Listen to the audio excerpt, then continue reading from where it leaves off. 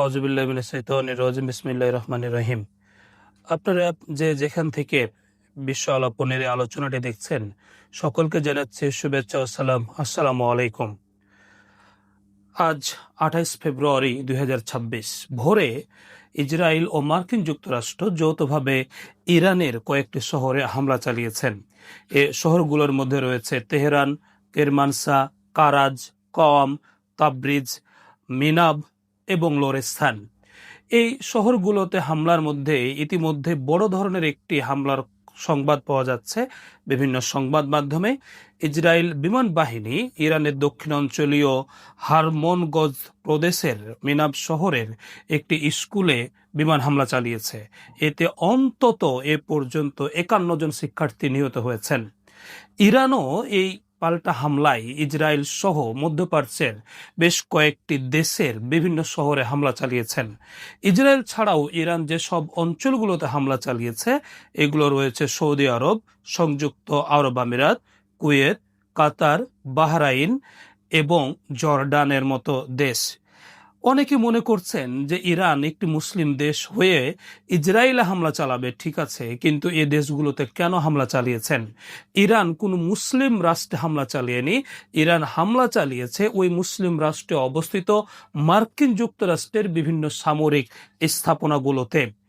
মার্কিন যুক্তরাষ্ট্র এবং ইসরায়েল ইরানের উপর যে ওই অবৈধ হামলা চালিয়েছেন, অনেকের কাছে এটা প্রশ্ন হচ্ছে যে এ সময়ে আমেরিকা বা মার্কিন যুক্তরাষ্ট্র কেন ইরানে হামলা চালালো, বা এই হামলাগুলোর মূল কারণটা কি রয়েছে। আমি একটু আপনাদেরকে এই বিষয়টাই মূলত পরিষ্কার করতে চাই যে ইসরায়েল এবং মার্কিন যুক্তরাষ্ট্র বেআইনিভাবে ইরানে হামলা চালিয়েছে এবং তাদের উদ্দেশ্যটা কি। তাদের উদ্দেশ্য স্পষ্ট হওয়া গেছে আজকেই হামলার কিছুক্ষণ পর। মার্কিন যুক্তরাষ্ট্রের প্রেসিডেন্ট ডোনাল্ড ট্রাম্প তিনি সংবাদ মাধ্যমে বলেছেন তাদের এই হামলার মূল উদ্দেশ্য হচ্ছে ইরানের শাসক গোষ্ঠীদের হুমকি থামিয়ে দেওয়া। আসলে তিনি যেটা বোঝাতে চেয়েছেন যে মার্কিন যুক্তরাষ্ট্র ইরান যেহেতু কোনোভাবেই যেন পারমাণবিক অস্ত্রে তারা সক্ষম হতে না পারে, অধিকারী না হতে পারে, এজন্যই তারা মূলত হামলা চালিয়েছে। এবং ইরান যে পারমাণবিক অস্ত্রে শক্তিধর দেশ হতে যাচ্ছে এর মূল চাবিকাঠিতে রয়েছে ইরানের শাসক গোষ্ঠী, এটা মার্কিন যুক্তরাষ্ট্র মনে করে। কিন্তু আদৌ কি ইরান তারা কি এই পারমাণবিক ক্ষেপণাস্ত্র বা পারমাণবিক অস্ত্র উৎপাদনের চেষ্টা করছে? এ সম্পর্কে যদি আমরা তথ্য দেখি তাহলে আমাদেরকে যে সংস্থাটি আমাদের সমগ্র পৃথিবীর বিভিন্ন দেশের পারমাণবিক স্থাপনাগুলো পর্যবেক্ষণ, পরিদর্শন এবং তদন্ত করে থাকে তাদের রিপোর্টের দিকে দেখতে হয়। International atomic energy agency IAEA তারা পৃথিবীর সকল পারমাণবিক স্থাপনা পর্যবেক্ষণ এবং পরিদর্শন করেন। গত বছর 13 জুন ইসরায়েল ইরানে হামলার পূর্বে IAEA একটা প্রতিবেদন প্রকাশ করে। সে প্রতিবেদনে IAEA এর মহাপরিচালক রাফায়েল গ্রোসি উল্লেখ করেন ইরানের কাছে 60% পর্যন্ত বিশুদ্ধ ইউরেনিয়াম রয়েছে, 440 কেজি। 440 কেজি মানে একটি পারমাণবিক অস্ত্র উৎপাদন করতে হলে আপনার 90% বিশুদ্ধ ইউরেনিয়াম প্রয়োজন হয় এবং মাঝারি পাল্লার একটি পারমাণবিক অস্ত্রের জন্য 40 থেকে 45 কেজি ইউরেনিয়াম প্রয়োজন হয়। এতে করে যে IAEA এর যদি আমরা তথ্যটি সঠিক বলে ধরে নিই, সে তথ্য অনুযায়ী 13 জুন 2025 সালে ইসরায়েল ইরানে হামলা করার পূর্বে যে ইউরেনিয়াম ছিল তাদের, সেটা বিশুদ্ধ ছিল 60% পর্যন্ত। তাহলে পারমাণবিক অস্ত্র উৎপাদন করতে হলে 90% পর্যন্ত ইউরেনিয়াম বিশুদ্ধ করতে হয়। এটি ইরানকে করতে বেশ কয়েক সপ্তাহ প্রয়োজন হবে ইরানের। আবার ইরান যদি সে 90% ইউরেনিয়াম সমৃদ্ধকরণ করে তাহলে তারা এই 440 কেজি ইউরেনিয়াম দিয়ে মোটামুটি 10 থেকে 11টি তারা পারমাণবিক অস্ত্র উৎপাদন করতে পারে বলে বিশ্লেষকদের ধারণা। কিন্তু ইরানের যে বর্তমান সরকার রয়েছেন বা ইরানের যিনি সর্বোচ্চ ধর্মীয় নেতা আয়াতুল্লাহ আলী খামেনি, তার একটি বক্তব্য থেকে ধারণা পাওয়া যায় তিনি 2009 সালে বলেছিলেন ইরান পারমাণবিক অস্ত্র কখনো উৎপাদন করবে না। ইরানের জন্য পারমাণবিক অস্ত্র উৎপাদন করা হারাম।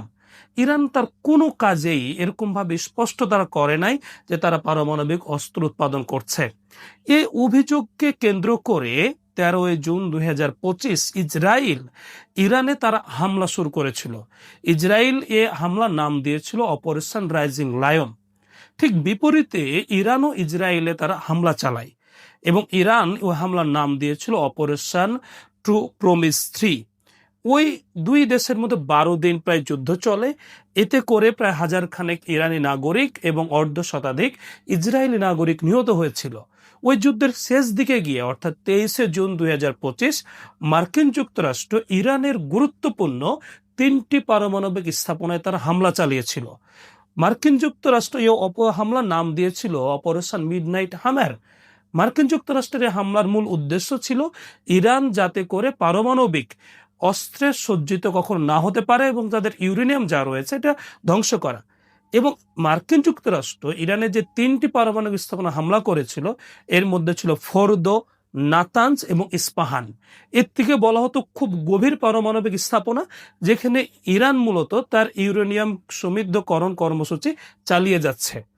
এই হামলাতে মার্কিন যুক্তরাষ্ট্র তাদের সবচেয়ে শক্তিশালী বোমা, তারা বাংকার ব্লাস্টার বোমা যেটাকে বলে GBU-57 MOP তারা ব্যবহার করে। মার্কিন যুক্তরাষ্ট্রের বিজ্ঞানীদের তথ্য অনুযায়ী যে এই বোমাটা ভূপৃষ্ঠের প্রায় 80 থেকে 90 মিটার গভীরে গিয়ে হামলা চালায়।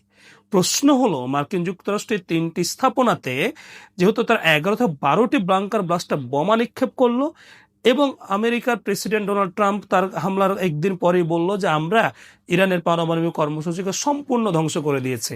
তাহলে ইরানের পারমাণবিক কর্মসূচি যদি ধ্বংসই করে দেয় 1 বছর না যেতেই কেন তারা ইসরায়েল এবং আমেরিকা ইরানের উপর হামলা চালাচ্ছে? আসলে ইরানের উপরে হামলার মূল উদ্দেশ্যটা হচ্ছে ইরানের যে শাসক গোষ্ঠী তথ্য প্রযুক্তি এবং নানা খাতে যে উন্নয়ন করেছে এবং ইরান মধ্যপ্রাচ্যের যে একটা শক্তিশালী রাষ্ট্রে পরিণত হচ্ছে, এরকম মুসলমান কোন রাষ্ট্রকে শক্তিশালী রাষ্ট্র হিসেবে মধ্যপ্রাচ্যে মাথা চাড়া দিতে কখনো আমেরিকা বা ইসরায়েল দিবে না। এই উদ্দেশ্যেই মূলত তারা ইরানে বারবার হামলা করছে। আরেকটি বলি যে যখন এই ইসরায়েলের হামলা যখন শেষ হলো তার 1 সপ্তাহ পরেই আন্তর্জাতিক আণবিক শক্তি সংস্থার মহাপরিচালক রাফায়েল গ্রোসি তিনি বললেন যে ইরানের পারমাণবিক স্থাপনাগুলো যথেষ্ট ক্ষতি হয়েছে, তবে এগুলো সম্পূর্ণ ধ্বংস হয়নি। এমনকি আমরা দেখেছি যে রয়টার্স লন্ডন ভিত্তিক একটি সংবাদ সংস্থা দ্য ইকোনমিস্টকে ইরানের পররাষ্ট্রমন্ত্রী আব্বাস আরগাচি তিনি নভেম্বরে বলছেন যে আমাদের তো ইউরেনিয়াম সমৃদ্ধকরণ কর্মসূচিগুলো হামলা করে তারা ধ্বংস করে দিয়েছে। হ্যাঁ, তারা প্রযুক্তি ধ্বংস করতে পারেনি, তারা আমাদের দৃঢ় মনোবল ধ্বংস করতে পারেনি। এর দ্বারা যেটা স্পষ্ট হচ্ছে যে ইসরায়েল এবং আমেরিকা 13 জুন থেকে 25 জুন পর্যন্ত ইরানের বিভিন্ন যে পারমাণবিক স্থাপনায় হামলা চালিয়ে এটা ইরানের যথেষ্ট তারা ক্ষয়ক্ষতি করেছে। ক্ষয়ক্ষতি করার পরেও যেহেতু ইরানের বর্তমান যে শাসক গোষ্ঠী ক্ষমতায় রয়েছেন তারা এখনো ক্ষমতায় আছেন, তারা যদি ক্ষমতায় থাকেন তারা আবারও তারা শক্তিশালী পারমাণবিক কর্মসূচি কার্যক্রম তারা চালাবে বা ইরানকে বিভিন্ন দিক দিয়ে একটি শক্তিশালী রাষ্ট্রে তারা রূপান্তরিত করবে। এটা যেন না করতে পারে এজন্য ইসরায়েল এবং আমেরিকা নানান ধরনের পদক্ষেপ নিচ্ছেন। এর একটি পদক্ষেপের অংশ হিসাবে আমরা বলি ইরানের সাধারণ কিছু জনগণকে দিয়ে এবং শিক্ষার্থীদেরকে দিয়ে ইসরায়েল এবং আমেরিকা 28 ডিসেম্বর থেকে 18 জানুয়ারি 2026 পর্যন্ত ইরানে ব্যাপকভাবে তারা একটা বিক্ষোভ কর্মসূচি পরিচালনা করে এবং এই বিক্ষোভ কর্মসূচিতে মার্কিন প্রেসিডেন্ট ডোনাল্ড ট্রাম্প স্পষ্ট তিনি আপনার মদত দিয়েছেন, সাহায্য দিয়েছেন। এমনকি ইলন মাস্কের মার্কিন প্রেসিডেন্টের এক সময়ের আপনার বন্ধু ইলন মাস্ক তার যে আপনার স্যাটেলাইট কর্মসূচি রয়েছে সেখানে পাঠানো হয়েছিল, সে তার স্টারলিংকেও ইরান কিন্তু এখন অকার্যকর করে দেয় এবং ওই বিক্ষোভটা ইরান দমন করতে সক্ষম হয়। হ্যাঁ, এখানে ইরানের শাসক গোষ্ঠীর প্রতি যে অভিযোগটা রয়েছে বিভিন্ন মানবাধিকার সংগঠন বলে এই বিক্ষোভ দমনে ইরানি সরকার বিভিন্নভাবে তারা মানসিক এবং শারীরিক অত্যাচার করেছে, যাতে করে প্রায় 6,500 ইরানি নিহত হয়েছেন। কিন্তু ইরান সরকার এ সংবাদটা তারা স্বীকার করে না। এই যে বিক্ষোভের পরেও যখন ইরানের শাসক গোষ্ঠীকে তারা সরাতে পারেনি তখন মার্কিন যুক্তরাষ্ট্র তারা সিদ্ধান্ত গ্রহণ করে যে কোনোভাবে হোক ইরানকে এই শাসক গোষ্ঠীকে সরিয়ে নতুন একটা শাসক গোষ্ঠীকে বসাতে হবে এবং সঙ্গে পারমাণবিক কর্মসূচি নির্মূল করতে হবে। ইরানকে চাপ দেয় আলোচনার ইরানের পররাষ্ট্রমন্ত্রী আব্বাস আরগাচি এবং মার্কিন প্রেসিডেন্ট ডোনাল্ড ট্রাম্পের মধ্যপ্রাচ্য বিষয়ক যিনি দূত রয়েছেন স্টিভ উইটকফ, তাদের মধ্যে ওমানের রাজধানী মাস্কটে বেশ কয়েকটি দফা বৈঠক অনুষ্ঠিত হয়েছে গত জানুয়ারি শেষ সপ্তাহ থেকে শুরু করে এই ফেব্রুয়ারি পর্যন্ত। এবং এই গত 19শে ফেব্রুয়ারিও মার্কিন যুক্তরাষ্ট্রের প্রেসিডেন্ট ডোনাল্ড ট্রাম্প বলেছেন যে আলোচনার মাধ্যমে যদি একটি চুক্তি যদি না হয় খুব খারাপ কিছু ঘটবে। আসলে মার্কিন যুক্তরাষ্ট্র গত 1 মাস ধরে ইরানের সাথে যে পারমাণবিক কর্মসূচি নিয়ে যে আলোচনা করছেন, এটি তাদের মূল উদ্দেশ্য ছিল না। মূল উদ্দেশ্য ছিল এই আলোচনার মধ্যে সময় ক্ষেপণ করে তারা পুরোপুরি একটা সামরিক অভিযানের জন্য বা একটা যুদ্ধের জন্য প্রস্তুতি সম্পন্ন করা, এবং ইরান হামলা চালাতে পারে।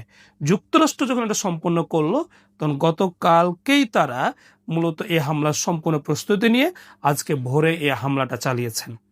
এখন প্রশ্ন হচ্ছে যে যে হামলাটা চালালো, এতে করে এই ভবিষ্যৎ প্রতিক্রিয়াটা কি হবে, বা এখানে ইরান কি ধরনের প্রতিক্রিয়া দেখাতে পারে। ইরান তো তাৎক্ষণিক একটা প্রতিক্রিয়া দেখিয়েছে। তারা তাৎক্ষণিক প্রতিক্রিয়াতে ইসরায়েল সহ মধ্যপ্রাচ্যে বিভিন্ন আমেরিকার সামরিক স্থাপনা তারা হামলা চালিয়েছে। এর মধ্যে কাতারে অবস্থিত মধ্যপ্রাচ্যের মার্কিন যুক্তরাষ্ট্রের সবচেয়ে বড় বিমান ঘাঁটি আল উদিদে হামলা তারা পরিচালনা করেছেন। কুয়েতের আল সালেম বিমান ঘাঁটিতে হামলা চালিয়েছেন। সংযুক্ত আরব আমিরাতের আল দাফরা বিমান ঘাঁটিতে হামলা চালিয়েছেন। এবং বাহরাইনে মার্কিন যুক্তরাষ্ট্রের 5ম যে নৌবহর সদর দপ্তর রয়েছে, সেখানেও ইরান হামলা চালিয়েছেন। এই 5ম নৌবহর দিয়ে মার্কিন যুক্তরাষ্ট্র পারস্য উপসাগর, লোহিত সাগর, আরব সাগর এবং ভারত মহাসাগরের কিছু অংশ নিয়ন্ত্রণ করে থাকে। ইরান এ হামলায় তারা তীব্রভাবে প্রতিক্রিয়া দেখিয়ে পুরো অঞ্চলে এ যুদ্ধ ছড়িয়ে দিতে তারা চাইবে। ইরান যদি এটা করতে সক্ষম হয়, তাতে করে মার্কিন যুক্তরাষ্ট্র এবং তার মিত্র দেশরা কিছুটা বিপদে পড়তে পারে, এবং সেক্ষেত্রে মার্কিন যুক্তরাষ্ট্র আবারও ইরানের সাথে আলোচনার বিভিন্ন কর্মসূচি সামনে নিয়ে আসতে পারেন। যদি ইরান এটা করতে ব্যর্থ হয়, তাহলে যেটা আমরা দেখব যে মার্কিন যুক্তরাষ্ট্র এখানে 2টি লক্ষ্য নির্ধারণ করে হামলা চালাচ্ছে। এটি স্পষ্ট বোঝা যাচ্ছে। প্রথম লক্ষ্য হচ্ছে যে ইরানের এই শাসক গোষ্ঠীকে পরিবর্তন করানো, অর্থাৎ যে ইরানের যে ইসলামী বিপ্লবী সরকার রয়েছে, তার সর্বোচ্চ নেতা ধর্মীয় নেতা Ayatollah Ali Khamenei, president Masoud Pezeshkian, এই পুরো সরকারটাকে ইরানের শাসন ব্যবস্থা থেকে সরিয়ে ফেলা এবং মার্কিন যুক্তরাষ্ট্রের সমর্থন পুষ্ট সরকারকে ইরানে বসানো, যাতে করে তারা বিভিন্নভাবে এই ইরানকে যেন নিয়ন্ত্রণ করতে পারে, যেটি তারা 1979 সালের আগে যখন আপনার রেজা শাহ পাহলভি শাসক ছিল তখন তারা নিয়ন্ত্রণ করতে পারত। এভাবে তারা যেন নিয়ন্ত্রণ করতে পারে। শাসক গোষ্ঠী তারা বদলাতে যদি সক্ষম না হয়, এটা 1-2 দিনের মধ্যে আমরা দেখব, তাহলে যেটা হবে যে ইসরায়েল এবং মার্কিন যুক্তরাষ্ট্র যৌথভাবে ইরানের যে গুরুত্বপূর্ণ পারমাণবিক স্থাপনাগুলো রয়েছে সেখানে তীব্র তারা আপনার হামলা চালাবে, এবং এটা হামলা চালিয়ে তারা পুরোপুরিভাবে এই পারমাণবিক স্থাপনাগুলোকে অকার্যকর তারা করে দেওয়ার একটা চেষ্টা করবেন। এই 2টির উদ্দেশ্যের যে কোনো একটি হাসিল না হওয়া পর্যন্ত ইসরায়েল এবং যুক্তরাষ্ট্র যে ইরানে হামলা অব্যাহত রাখবে, এটি স্পষ্ট বোঝা যাচ্ছে। তবে ইরানেরও সক্ষমতা, যেটা আমরা বিভিন্ন গণমাধ্যমে পাচ্ছি, সেটা অনেক বেশি হয়েছে। তারা হরমুজ প্রণালী সহ বিভিন্ন জায়গাতে বাধা তৈরি করবে।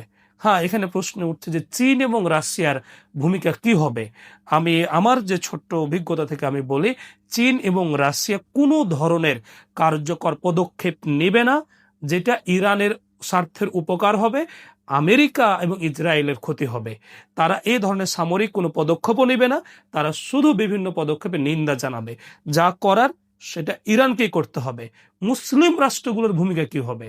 আমি যদি বলি যে আমাদের মুসলিম রাষ্ট্রগুলো যারা রাষ্ট্রপতি রয়েছেন বা সরকার প্রধান রয়েছেন, তারা হচ্ছে আপনার 3rd ক্লাস মানসিকতা নিয়ে তারা শুধুমাত্র আমেরিকার বিভিন্ন গোলামি করতেই তারা সক্ষম। তারা কখনো ইরানের পাশে দাঁড়াবে না। ইরানকে যা করার ইরানকেই শুধুমাত্র একাই করতে হবে। এবং আমি একজন মুসলমান হিসাবে বিশ্বাস করি ইরানের যে প্রযুক্তিগত উন্নতি সেটা ইরানের রয়েছে এবং ইরান এটা করতে সক্ষম হবে। আর যাই হোক, মুসলমানদের সব কাজেই জয়ী হই এই কামনা রেখে আমি আজকের আলোচনা এখানে শেষ করছি।